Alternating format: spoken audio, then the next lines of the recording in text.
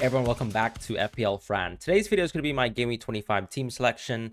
And just quickly recapping on last week, of course, we did enter the top 1,000 in the world, which is an amazing rank to be at this stage of the season. But of course, a lot of it is still to go, and a lot of our chip strategy still remains, right? I've still got the wild card, triple captain, bench boost, and free hit. And we need to decide, of course, how to play it. And I think I'm very close to nailing down my chip strategy. But it's clearly an approach where it is team dependent always. This is how chip strategy is. My team right now is in a pretty horrible state if you look at next game week. But for this game week, it actually looks pretty all right. But as I said, quickly recapping on game week 24, I did end up with 83 points, and I decided not to make a move, right? I decided to roll my free transfer. I had some doubts about the players that I wanted to go for, particularly from a Liverpool point of view, because I did actually want to triple up on Liverpool, because I still think that investing into a Liverpool player who can actually guarantee the minutes over the course of the next two fixtures is still an amazing transfer, even if you know they're certified to blank on game week 26. The simple reality, of course, is that effectively one Liverpool fixture might just be better than a fixture that you can get in return in game week 26. So that's the way I saw it. But unfortunately, of course, as things unfolded, Trent did get injured, and he is now out officially for double game week 25. Gabriel did amazing. Obviously, Arsenal double defense owners, I guess, did even better. People who own Gabriel and Saliba, and of course, I think it sort of reopened people's eyes to the strength, I guess, of someone like Saliba. Unfortunately, it also seems like Porro might have a muscular injury. We saw that he wasn't in training today, so he'll have to be assessed. So you can clearly see that my team is starting to look pretty awful. Palmer, of course, did amazing. As I said, I could have done Palmer to Diaz, but as you can see, it was a move that didn't really net me any benefits, and I didn't go for that move because I was just fully confident in how good the fixture was for Palmer. We have seen Crystal Palace basically capitulate at this time of the season, and they still don't look very good. And this is a team, of course, where we sort of used to crown them as a very good defensive team. But even that, I think, is sort of slipping away, and they're just sort of looking like a very poor team overall. And part of that, of course, is defensive injuries, and part of that as well is simply maybe you can argue that Roy Hodgson probably needs to go. And we'll see, of course, how that is managed, because unfortunately he fell ill today in training, so some things will probably develop in that manner for Crystal Palace. As far as Foden, Richarlison, Saka, these are all still assets that I'm very keen on. And of course, we talked about how Saka and Watkins, in my opinion, were very clearly luxury transfers. And of course, whilst Watkins, reassumed, I suppose, the blanket, it's very likely, of course, that these two players in my team are very unlikely to leave my team, whether I wildcard or not in the near future. And I was sort of talking about how, if there's ever a world where I'm transferring out Saka, it must be for an extremely extravagant move. And so far, no move like that has sort of arisen, and I've kept Saka in my team. So very fortunate to have kept in my team. Richarlison was close as well to doing well. Foden probably a little bit of a milder game. Richarlison, though, as I said, going back to him, he did have a lot of chances, and I still am very confident in his minutes going forwards. And I think what's nice, of course, is we probably get to see Richarlison once again. This time, Son will be fully fit. This time, Son will probably start, and we'll probably see Richarlison start as well. So I think the keen thing to look at in this game week is have a look at Richarlison's minutes, try to assess him, and try to understand, whether he's going to get good, consistent minutes. As I said, for me, what looks like to be the only center forward threat from this team, compared to, I think, Werner, who really can't execute the same duties that Richarlison can or is wanted from Ange. And then, of course, we'll see with my front line what I do with Darwin, Watkins, and Haaland. I think that it's very likely that this stays the same. I know a lot of people are sort of deliberating between moves like, let's say, Watkins to Tony, or maybe, getting Solanke as well. But I just think that there's no reason to go to Tony right now. Yes, of course, Tony is, in essence, a very good transfer because he's got a double. But the reality is this double is extremely tough. And I don't see the transfer sort of to move away from Watkins being worthwhile, since we already know that Watkins is guaranteed to play in game weeks 26 and 29. But I'll talk about later on what my plans are later, and that will actually probably radically change your opinion on my team. As far as my bench, of course, I've got Walker, Eze, and Colwill. We found out that Walker was benched before the deadline, so that meant that we benched Walker. The net positive, of course, I guess, was that we got one more point from Porro. Colwill actually came back from injury, and he's ready to play, but of course he's now ready to play Man City away, which is not a good fixture. And that's the same with Palmer as well, which means that, of course, my team, as we look ahead to game week 25 now, is a little bit destitute. I think with the landscape as well, what we want to talk about too is, right now, a lot of people have some moves to make, right? You either make a move that is a little bit more centric towards the short term, so you focus on, let's say, a Liverpool player, you maximize on the upside of a Liverpool player, and you know that chance to, for example, enjoy a Liverpool player that actually has a double game week could benefit, even if you, let's say, are one player down for game week 26. I think that's a genuine argument to make. And this is sort of the argument that I made at the beginning of the video, where I was talking about how it actually still is very much worthwhile to own a Liverpool player, such as a Virgil van Dijk. And I think it's such a simple, easy transfer from Trent that most people should be staring that transfer down. Now, alternatively, of course, I know a lot of people are looking at, for example, capitalizing on even more upside. So let's say the idea of going from Trent to Connor Bradley. He's 4.1 million in the game, and that of course might enable you to go for even more extravagant moves. So someone like KDB could be interesting. And of course, if there's the craziest leak in the world, which I think is so unlikely, the sort of type of leak where we get Salah starting versus Brentford, which I think once again super unlikely.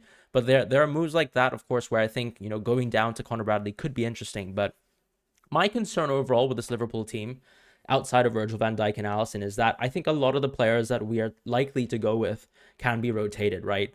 We have Gakpo, we have Salah probably close to coming back, a little bit back, actually, you know, a little bit earlier than we expected. I actually expected that he probably wouldn't be in the squad versus Brentford, might appear in the squad and come off the bench versus Luton, and then actually appear for Chelsea in the cup final and start.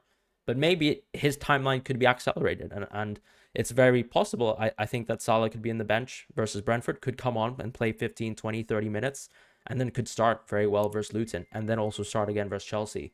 We just need to see how, of course, you know, his injury situation develops and how his sort of ability to be brought back into the squad can develop. I think that also has a net, you know, knock-on impact on Jota and Diaz first and foremost, and then a little bit to Darwin as well, because I think with Darwin, he has a little bit more positional flexibility and is still prioritized over Gakpo. So when we talk about his ability to start, we've seen him on the left, we've seen him central, and I think it's unlikely that I Jota would, for example, I guess, bench Darwin once again, and Gakpo would, for example, start ahead of him or something like that. So I think Liverpool will continue to go full strength. Obviously, there's no reason for them to go weak, I think, in the cup final. So it's very likely that we could see a very strong Liverpool three games out. And that's the reality of what this sort of time of the season needs. And I think Liverpool, they actually have quite a few players back right now. So that's the concern, I think, when we move and think about a Jota to Diaz move. But at the same time, we also probably expect Liverpool league. So we probably expect all of them to play. With the fullback position and the center back position, I think the issue, of course, is Konate was suspended versus Arsenal, yes.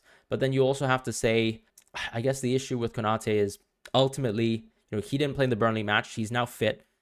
Does he play 3 fixtures in a row? Because Konate is someone who has been extremely injury prone for the most of his career, even outside of Liverpool. And the question, I suppose, is do you think Konate starts Brentford, Luton, and Chelsea 3 games in a row? Or do you think for some reason Kwanzaa will only start versus Chelsea? I think that's hardly likely to happen. I think, if anything, of course, you have to say that probably the weakest team that they're facing is still Luton, and it might make sense to play Kwanzaa in that game and have Konate fit and ready for the cup final. At the same time, we can also say that with Bradley, it's possible with Gomez now being back and he's no longer ill, that Gomez could start the Luton game, for example, which would also allow Bradley to play the cup final. Now, we've seen Bradley actually play a lot of football whilst Trent was out, so it might be the case that Bradley really plays 3 games in a row, but I think you're also taking a calculated bet that could go wrong. At the same time, with the left-back position, I think it's even worse because it's Robertson, and I think the same situation where, let's say, you go full strength for Brentford, then go maybe slightly weaker for Luton, and Tsimikas is already back, so he can play on the left, and that would allow Robertson to start again in the cup final. Or of course, because of Robertson and Tsimikas sort of being back already, you can imagine maybe a situation where Robertson starts 3 games in a row but gets taken off early. So I think that's a small concern from my point of view into investing any player that's not Virgil van Dijk. Personally, I think that only Virgil and Alisson are players that we can confirm will play in that double. And then maybe with the midfield, because of course we expect more points from midfielders and forwards just naturally, right? This is just how FPL works based on, you know, expected goals and assists, and also the interaction of, let's say, how less important it is to start games as an attacker compared to, let's say, a defender in a double game week situation. That, of course, Jota and Diaz might still be the better play overall, because let's say if you guarantee really good minutes versus Brentford, even if, let's say, Jota or Diaz, one of the 2 transfers that you could make this week,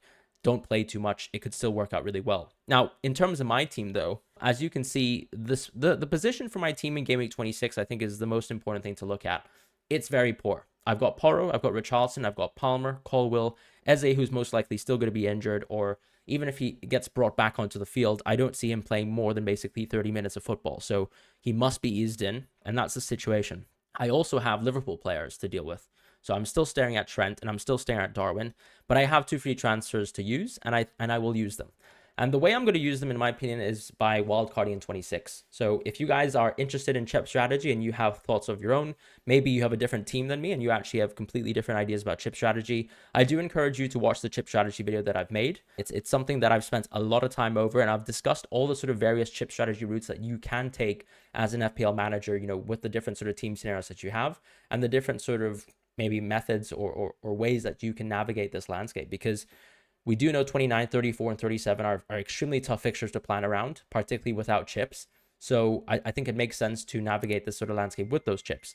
What I've decided to do, of course, is because unfortunately, Game Week 26 is a part of the landscape that I find extremely hard to navigate with my own team.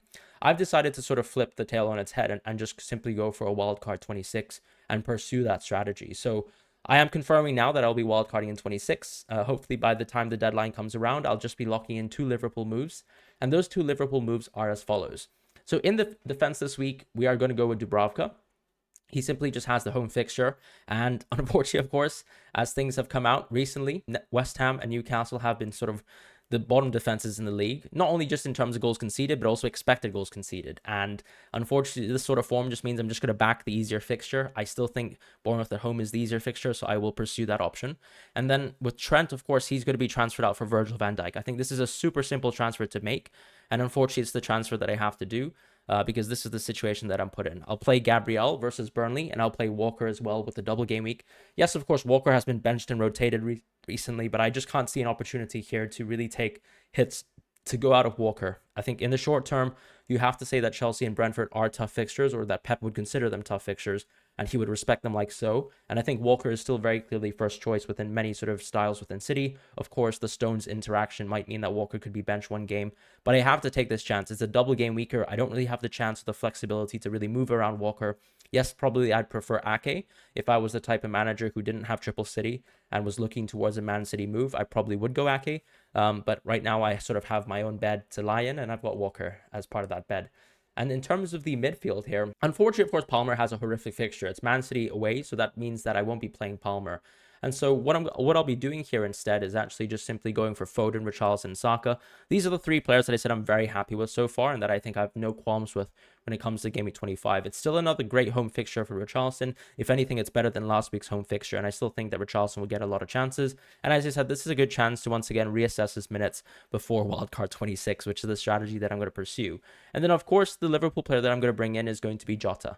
Now, things can change, of course, depending on, let's say, if we get a Liverpool league on Game Week 25 on the deadline. So I think this Jota position could arguably be Diaz. It could even be Robertson. It could even be Bradley. I think that I'm just definitely going to punt on, let's say, Virgil van Dijk plus another Liverpool player. So right now, for me, the option that I would still go with is Jota, because I still think that when I think ceiling in FPL, and I think Liverpool player to go with the ceiling that I can afford, that isn't Salah, it's Jota. And so I'm going to go with Diogo Jota here. As far as the front line, we're going to go with the tried and tested, not necessarily amazing, but Darwin, Watkins, and Haaland. And the triple captaincy will also be taken out. So there was also news today that unfortunately Haaland's grandmother had passed away. So unfortunately, of course, condolences to the Haaland family. But I think it's still very likely that he plays these 2 fixtures. I think we can say with certain confidence. Now, I'm recording this video before the press conferences happen ahead of Game Week 25. So it might be the case that Pep Guardiola suddenly confirms that Haaland won't be able to make one of these double Game Week fixtures. At which point, I might actually change my captaincy around, and it might actually go towards Jota instead, or maybe Darwin, who I think that will actually sort of guarantee more minutes compared to, let's say, Jota, or Virgil van Dijk, right? Because let's say if I don't trust the minutes of anyone in the Liverpool attack, at least I can maybe trust in, let's say, Virgil van Dijk, or I just pass on the captaincy to Foden, which I think makes a lot more sense, and I kind of maintain that sort of Man City captaincy, because I think the issue, I suppose, is that Liverpool actually have the better fixtures to me, but I can't necessarily guarantee the minutes of all the Liverpool players outside of maybe Virgil van Dijk and Alisson. And Foden, of course, is the one player that I think should still be guaranteed 2 starts for Man City, but even that is debatable, right? Because he's played a lot of minutes recently, and even though Pep is not the type of manager who rests players because they've been fatigued or because they've played too much football, it can still happen. And of course, there could still be structures and styles in place where Man City could bench Foden. So that's sort of my thoughts in terms of captaincy. I will be triple captaining Haaland unless Pep, let's say, gives us enough reason to caution that. So that's going to be my team for double Game Week 25. And we're going to lock in the wildcard 26 by using these 2 free transfers. The reason why I like this is because I think that my team will effectively look like a free hit team for this week, which is something that's nice. Obviously, it's not necessarily a free hit team because some people will mention that, I've still got some pretty bad players on my team, like let's say Dubravka. But, this is as close to a free hit as I could possibly get. And I think the team still looks very, very good for this week. So I'm very happy with the team setup here. This would allow me to very conveniently dead end my team because clearly, of course, I don't think I can survive versus the rest of the field in game week 26. And I think this is a conscious sort of decision that's been made, unfortunately, right? Because I think the Porro sort of injury sort of call and the doubt, which probably means that he needs to be assessed and we need to sort of hear from Ange Postecoglou, just means that he's going to be my sort of first place option. Maybe Palmer is first on bench, and I'll swap them around. But the reality, of course, is that my squad is very weak, and heading towards game week 26, I've got way too many blankers, and I can use this wild card to start to navigate the landscape. And I don't really want to talk too much about my long-term plans because it's very clear that what I'm doing is dead ending. For other managers who are planning to not use the wild card, I think this is a good opportunity to start considering, whether you want to go for a free hit 29 strategy or a 3 hit 34 strategy. Because in my opinion, and once again, based on the chip strategy guide that I've made, which actually covers all the sort of plans that you could possibly have, I think that you can pursue any path, but you just need to start making transfers slowly, with the understanding that on game week 27, you probably want to be a bit more flexible arriving towards that point. So I think if you can, let's say, roll a free transfer heading towards game week 27, that would leave you in a more powerful position than, let's say, making all-in moves like myself before game week 27, just because my strategy is geared around trying to guarantee as many points in the short term and then making sure that I'm still flexible to the landscape later on. But you'll have better information than me as a manager if you wildcard later. And I think that's something that I'm prepared to gamble against. But I think as a manager who's about to receive more information than myself, I would take this chance to be a little bit more flexible with your plans, be a little bit more open, but just be aware, of course, that maybe your team is sort of hedged towards a certain direction. So if you're already sort of interested, for example, in a free at 29 or 3 at 34 strategy, this is where you can start to loosely plan around it and sort of wait for the fixture outcomes in the FA Cup to culminate on game 27, and then you can decide, what your true strategy is, which might even include wildcarding on game 27. But that's it for me this week in terms of my team selection. Thank you guys so much for watching. Take care and goodbye.